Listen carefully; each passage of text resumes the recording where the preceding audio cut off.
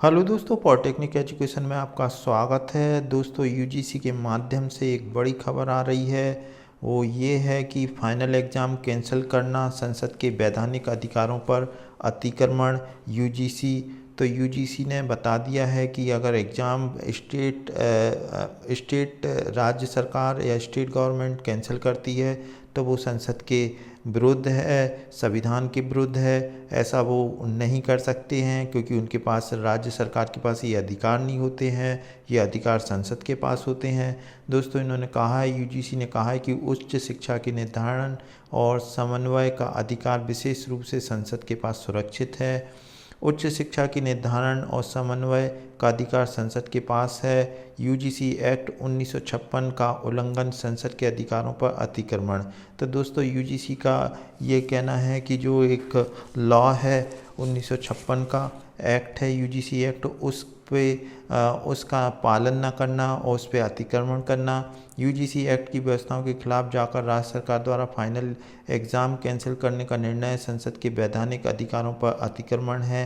राज्य सरकार या राज्य विश्वविद्यालय द्वारा यूजीसी गाइडलाइन के विरुद्ध फैसला लेना संविधान की अनुसूची 7 के क्रम 66 का उल्लंघन है, जिसके तहत देश में उच्च शिक्षा के निर्धारण और समन्वय का अधिकार विशेष रूप से संसद के पास सुरक्षित है। तो दोस्तों, ये यूजीसी का कहना है। वहीं दूसरी ओर विद्यार्थियों का भी कहना है, संविधान के अंतर्गत कि जीने का अधिकार सभी को होना चाहिए, वो मौलिक अधिकार है। अब दोस्तों, ये सर्वोच्च न्यायालय ही अब संविधान की सही तरीके से व्याख्या करेगी। ये दलील यूजीसी ने बॉम्बे हाई कोर्ट में अपना पक्ष रखते हुए दी थी कि यूजीसी की ये दलील बेहद महत्वपूर्ण इसलिए भी है क्योंकि इस तरह के मामलों में माननीय सर्वोच्च न्यायालय द्वारा पूर्व में कई फैसले दिए जा चुके हैं। दरअसल सुप्रीम कोर्ट द्वारा महाराष्ट्र सरकार से संबंधित मामलों में भी इसी तथ्य पर 2006 में भी एक फैसला दिया जा चुका है। कानून की भाषा में कहें तो यूजीसी की ये दलील एक स्टैंड लॉ है। बॉम्बे हाई कोर्ट के चीफ जस्टिस की डिवीज़न बेंच में लॉ स्टूडेंट की पीआईएल पर सुनवाई के दौरान यूजीसी से जवाब मांगा गया था।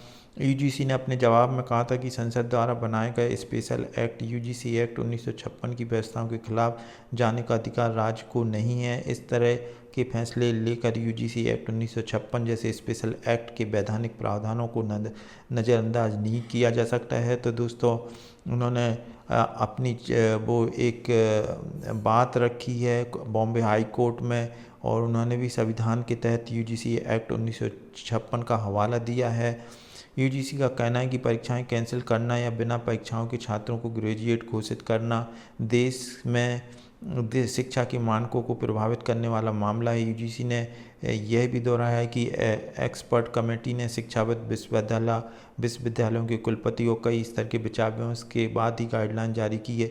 तो दोस्तों, यहाँ ये कहना है कि दोस्तों, अगर फाइनल ईयर की एग्ज़ाम ही ज़रूरी है तो दोस्तों फर्स्ट ईयर सेकेंड ईयर की क्यों ज़रूरी नहीं है। और फाइनल ईयर की एग्ज़ाम सिर्फ फाइनल ईयर के मार्क्स के आधार पर नहीं बनती है, बल्कि फर्स्ट ईयर सेकेंड ईयर के मार्क्स भी उसमें जुड़ते हैं। तो ये कहना कि सिर्फ फाइनल ईयर की एग्ज़ाम कराना ही ज़रूरी है क्योंकि उनका भविष्य सुरक्षित रहेगा।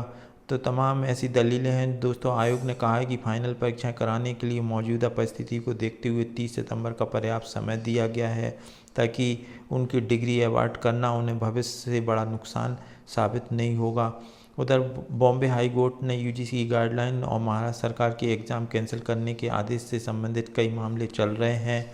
छात्र की ओर से महाराष्ट्र सरकार के 19 जून के उस नोटिफिकेशन का समर्थन किया जा रहा है जिसमें स्टेट डिजास्टर मैनेजमेंट अथॉरिटी की सिफारिशों पर प्रदेश में फाइनल एग्ज़ाम कैंसिल करने का निर्णय लिया गया था। तो दोस्तों, एक राज्य सरकार ने, ये एक नियम है स्टेट डिजास्टर मैनेजमेंट अथॉरिटी, महामारी फैलने पर राज्य सरकार ऐसा निर्णय ले सकती है।